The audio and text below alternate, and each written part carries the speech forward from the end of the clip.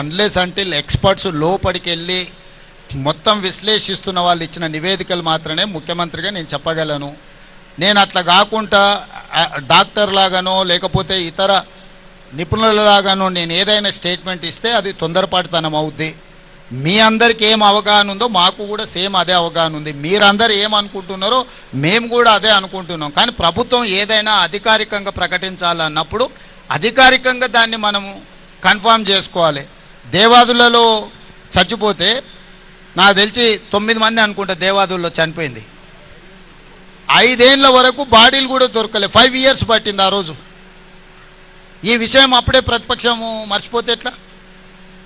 So ఈ ప్రమాదం అంతెందుకు, ఇప్పుడు మనం పవర్ జనరేషన్లో జరిగిన ప్రమాదం మీ అందరి కళ్ళ ముందరనే జరిగింది. ఇప్పటివరకు రిపేర్ చేసిరా?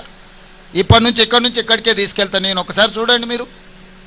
ఇన్నేళ్ళైనా వాళ్ళు ఆ తర్వాత కూడా చాలా సంవత్సరాలు ఉన్నారు కదా, కనీసం వచ్చానో చూసినా ఈ రోజు వరకు వాళ్ళు రిపేర్ కూడా చేయలే. సో ఇప్పుడు ఏదైనా ప్రమాదం అనేది దురదృష్టకరం.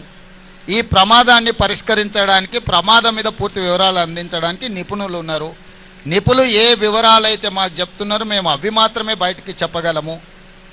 మీరు అనుకుంటున్నట్టు మేము అనుకుంటున్నట్టు ఏదైతే సమాచారం ఉందో మేము అది అధికారికంగా ప్రకటించడానికి అది సమంజసం కాదనేది నా ఉద్దేశం. ఇక్కడ పనిచేస్తున్నది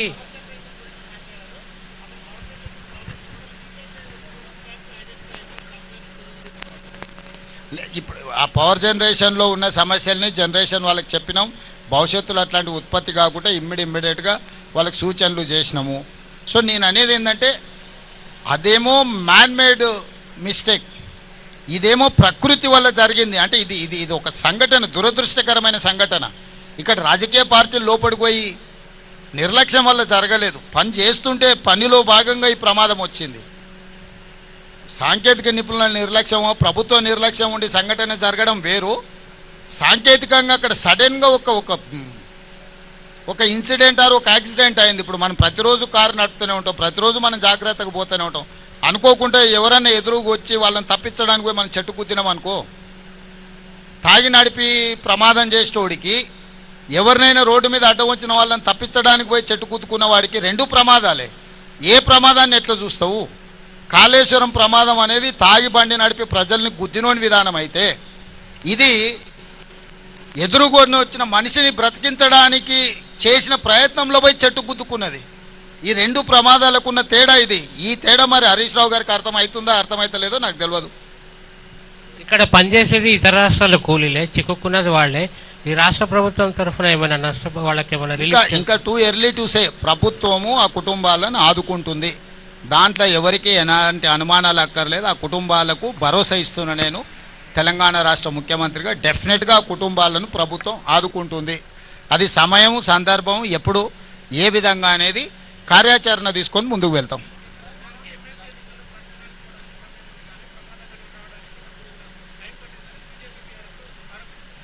కరెక్ట్.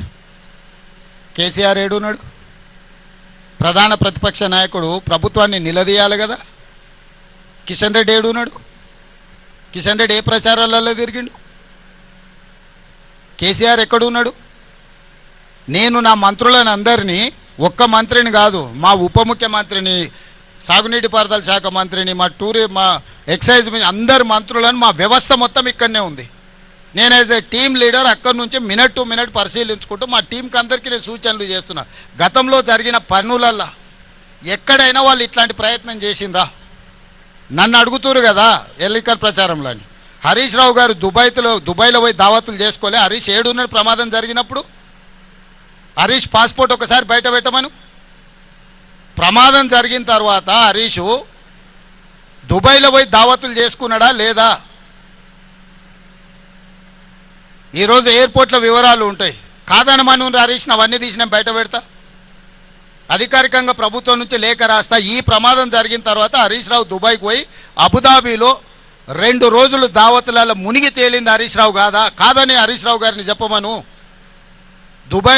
అబుదాబీలో దావతులలో మునిగి తేలినోడు అంత దిగిన తర్వాత వచ్చి మేము ఇన్ని రోజులు ప్రమాదం సంఘటనలో ఇబ్బంది కలగకుండా ఉండడానికి రాలేదంటున్నాడు. మరి ప్రమాద సంఘటనలో ఆయన వస్తే ఇబ్బంది జరుగుతుందంటే ముఖ్యమంత్రి వస్తే ఇబ్బంది జరగదా? ముఖ్యమంత్రి వస్తే ఇంకా పెద్ద ఎత్తున అంత రక్షణ వలయమంతా ఇక్కడికి వస్తుంది. అంటే అంటే సోయి తప్పి మాట్లాడితే ఎట్లా? నేను విమర్శించదలుచుకోలేదు, నేను అట్లాంటి మాటలు మాట్లాడదలుచుకోలేదు. నా పాయింట్ సింపుల్. అత్యంత దురదృష్టకరమైన ప్రమాదం జరిగింది. ప్రమాదం నుంచి ఎట్లా బయటపడాలి, ప్రమాదంలో నష్టపోయిన కుటుంబాలను ఎట్లా ఆదుకోవాలి, జరిగిన సంఘటన నుంచి ఎట్లా బయటకు రావాలని మేము ప్రయత్నం చేస్తుంటే ఎట్లా బురద జల్లాలి అని వాళ్ళ మెదడులో ఉన్న బురదంతా తీసి మంత్రుల మీద. ఉత్తమ్ కుమార్ రెడ్డి గారు నాకంటే ఎక్స్పర్ట్. వాళ్ళు ఈ దేశం కోసం సైన్యంలో పనిచేసిన వాళ్ళు, సైన్యంలో పనిచేసిన అనుభవాన్ని మొత్తం ఉపయోగించి ఈరోజు ఈ సమస్యని అడ్రస్ చేసిన.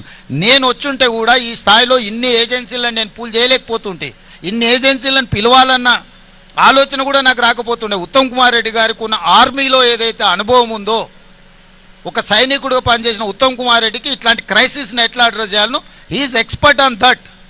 ఆయన ఇక్కడ కూర్చొని సైట్లో కూర్చొని మానిటరింగ్ చేస్తే అసలు అర్థం పర్థం లేకుండా మరీ ఇంత దిగజారి మాట్లాడుతున్నారు. ఎందుకు ఇట్లా తయారయ్యారు? అధికారం కోల్పోయినారు సరే, కానీ మైండ్ కూడా కోల్పోయారా? అసలు ఏమైనా పిచ్చి పట్టిందా? అయింది వీళ్ళకి దయ్యం పట్టిందా? అబ్దుల్లా ఏదైనా మన నల్లమల్లలో ఈ దయ్యాలు వదిలించేటోళ్ళు ఉంటారు కదా, ఏమన్నా ఏ పాకులతోనే ఏమన్నా చెప్పి, నీకు తెలుసు కదా కొంతమంది భూత వైద్యులు, వాళ్ళతోనే ఏదైనా చెప్పి సరే.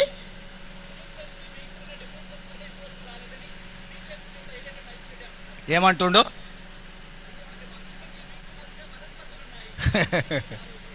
సరేలే సరే. ఇక ఆయన అనడం సరే, ఆయన అన్నది నువ్వు నన్ను అడగడం సరే, ఎందుకు లేదంతా.